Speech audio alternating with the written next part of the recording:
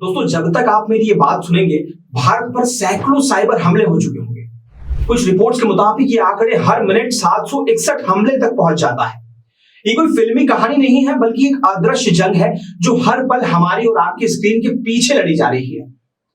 सवाल अब ये नहीं है कि क्या भारत पर कोई बड़ा साइबर हमला होगा, सवाल ये है कि हम एक डिजिटल तबाही से कितनी दूर खड़े हुए हैं। इस वीडियो में हम उन हैकर्स का पर्दाफाश करेंगे जो हमारे देश की धड़कन यानी हमारे पावर ग्रिड, बैंक और सुरक्षा व्यवस्थाओं को निशाना बना रहे हैं।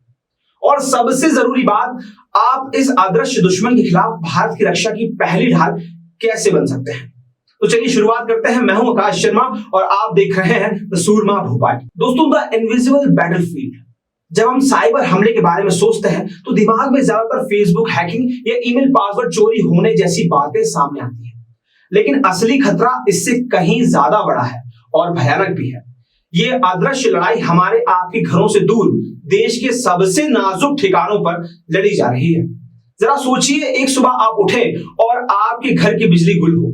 सिर्फ आपके घर की नहीं, बल्कि पूरे शहर की, पूरे राज्य की। ट्रैफिक लाइटें बंद हो, अस्पताल थम गए हो और यहाँ पर बैंक भी काम नहीं कर रहे हो। ये किसी फिल्म का सीन नहीं है, बल्कि भारत के पावर ग्रिड पर हुए एक कामयाब साइबर हमले का नतीजा हो सकता है। ये आंकड़े आपको शायद चौंका देंगे। पिछले सिर्फ 4 सालों में भारत में साइबर अपराध के मामले 400% से ज्यादा बढ़े हैं। यहाँ 2021 में करीब 4.5 लाख मामले दर्ज हुए थे, वहीं 2024 तक ये संख्या 22 लाख को पार कर गई है। इसका मतलब है कि दुश्मन पहले से कहीं ज्यादा तेजी और हिम्मत से हम पर हमला कर रहा है। महाराष्ट्र, उत्तर प्रदेश और कर्नाटक जैसे राज्य इस साइबर जंग के हॉटस्पॉट बन चुके हैं, जहां हर रोज लाखों लोग और कंपनियां निशाने पर होती हैं। ये सिर्फ आंकड़ों का खेल नहीं है, ये हमारे देश की सुरक्षा पर सीधा हमला है। ये हैकर्स हमारे रक्षा, बिजली, दूरसंचार और परिवहन जैसे जरूरी ढांचों में सेंध लगाने की कोशिश कर रही हैं। ये एक ऐसी जंग है जिसमें हथियार, मिसाइलें और बम नहीं, बल्कि कीबोर्ड और खतरनाक सॉफ्टवेयर है। और इसका मैदान है साइबर स्पेस, जो अदृश्य रहकर भी हमारी जिंदगी के हर हिस्से को कंट्रोल करता है। अगर हम बात करें ना फेस ऑफ द एनिमी, कि दुश्मन का चेहरा कौन है, ये तो आखिर कौन है ये लोग जो हमारे देश के खिलाफ ये डिजिटल जंग छेड़े हुए हैं। ये सिर्फ अपने घर में बैठे कुछ कंप्यूटर चलाने वाले लड़के नहीं है। इनमें से कई हमले बेहद योजनाबद्ध तरीके से किए जाते हैं, जिन्हें अक्सर दूसरे देशों की सरकारें सपोर्ट करती हैं। जांच एजेंसियां बताती हैं कि भारत पर होने वाले कई बड़े साइबर हमलों के तार सीधे तौर पर चीन और पाकिस्तान से जुड़े हैं। इन देशों से ऑपरेट करने वाले हैकर ग्रुप सिर्फ पैसों के लिए नहीं, बल्कि भारत में उथल पुथल मचाने, हमारी खुफिया जानकारी चुराने और हमारे जरूरी सिस्टम को ठप करने के इरादे से काम करते हैं। इसका सबसे बड़ा और डरावना उदाहरण है हमारे 2022 में दिल्ली के एम्स अस्पताल पर हुए हमले में। हमने देखा ये कोई छोटी मोटी हैकिंग नहीं थी। हैकर्स ने अस्पताल के सर्वर को अपने कब्जे में ले लिया था, जिससे लाखों मरीजों का डेटा खतरे में पहुंच गया था। इस डेटा के कई वीवीआईपी और बड़े सरकारी अधिकारियों की स्वास्थ्य जानकारी भी शामिल थी। कई दिनों तक अस्पताल का काम ठप रहा। मरीजों का रजिस्ट्रेशन, डिस्चार्ज और बिलिंग जैसे काम हाथ से करने पड़े, जिससे चारों ओर अफरा तफरी मच गई। खबर तो यह भी थी कि हैकर्स ने डेटा लौटाने के बदले करोड़ों रुपए की फिरौती भी मांगी थी। सोचिए, देश के सबसे बड़े अस्पताल पर हमला करके दुश्मन ने क्या संदेश दिया होगा। यही कि उनकी पहुंच कहीं भी हो सकती है। अगर वे देश की राजधानी में सबसे सुरक्षित माने जाने वाले सिस्टम को निशाना बना सकते हैं, तो कुछ भी नामुमकिन नहीं है। यह हमला एक जोरदार बैकअप कॉल था, जो हमें बताता है कि साइबर खतरा कितनी आसानी से और कितना करीब है। ये लड़ाई सिर्फ सरकारी या बड़ी कंपनियों तक सीमित नहीं है। इसका सीधा असर आप पर, मुझ पर, यानी देश के आम नागरिक पर भी पड़ रहा है। साइबर अपराधी अब सीधे तौर पर हमारे घरों में हमारे फोन और कंप्यूटर के जरिए घुस रहे हैं। आपने डिजिटल अरेस्ट जैसे स्कैम्स के बारे में तो सुना होगा। ये अपराधी खुद को पुलिस या सरकारी अफसर बताकर लोगों को डराते हैं और उनसे पैसे लूटते हैं। फिशिंग ईमेल्स, जहां एक आकर्षक ऑफर वाले लिंक पर क्लिक करते ही आपका बैंक अकाउंट खाली हो सकता है, अब रोजमर्रा की बात हो गई है। सेक्सटॉर्शन और ऑनलाइन ब्लैकमेलिंग जैसे अपराध ना जाने कितनी जिंदगियां बर्बाद कर चुके हैं। और इसका सबसे दुखद पहलू है बच्चों पर होता असर। आज के बच्चे डिजिटल दुनिया में भी जी रहे हैं, लेकिन वे इसके खतरों से पूरी तरह अनजान हैं। राष्ट्रीय अपराध रिकॉर्ड ब्यूरो यानी NCRB, national crime record bureau के आंकड़ों में बच्चों के खिलाफ होने वाले साइबर अपराधों में एक खतरनाक उछाल दिखता है। चाइल्ड पोर्नोग्राफी, ऑनलाइन गेमिंग की आड़ में सोशल और साइबर बुलिंग जैसी घटनाएं तेजी से बढ़ रही हैं। अपराध सोशल मीडिया और गेमिंग प्लेटफॉर्म पर हमारे बच्चों को अपना आसान निशाना बना रहे हैं। ये सिर्फ मानसिक और सामाजिक ही नहीं बल्कि एक बहुत बड़ा आर्थिक नुकसान भी है। 2024 में भारत और साइबर फ्रॉड की वजह से करीब 22,832 करोड़ रुपए का नुकसान हुआ।